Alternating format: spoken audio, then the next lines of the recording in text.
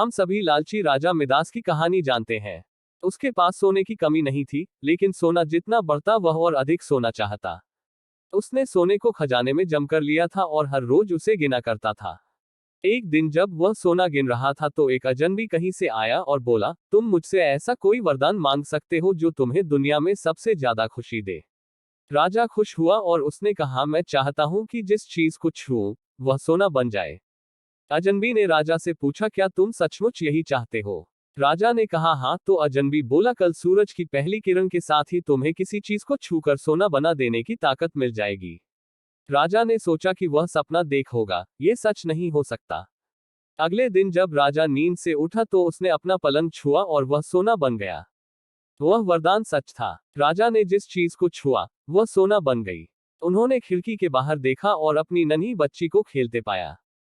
उसने अपनी बिटिया को यह अजूबा दिखाना चाहा और सोचा कि वह खुश होगी। लेकिन बगीचे में जाने से पहले उसने एक किताब पढ़ने की सोची। उसने जैसे ही उसे छुआ वह सोने की बन गई। वह किताब को पढ़ न सका। फिर वह नाश्ता करने बैठा। जैसे ही उसने फलों और पानी के गिलास को छुआ वे भी सोने के बन गए। उसकी भूख बढ़ने लगी और वह खुद से बोला, मैं सोने को खा और पी नहीं सकता। ठीक उसी समय उसकी बेटी दौड़ती हुई वहां आई और उसने उसे बाहों में भर लिया। वह सोने की मूर्ति बन गई। अब राजा के चेहरे से खुशी गायब हो गई। राजा सर पकड़कर रोने लगा। वह वरदान देने वाली अजनबी फिर आया और उसने राजा से पूछा कि क्या वह हर चीज को सोना बना देने की अपनी ताकत से खुश है। राजा ने बताया कि वह दुनिया के सबसे दुखी इंसान है। राजा ने उसे सारी बात बताई। अजनबी ने पूछा, अब तुम क्या पसंद करोगे, अपना भोजन और प्यारी बिटिया या सोने के ढेर और बिटिया की सोने की मूर्ति?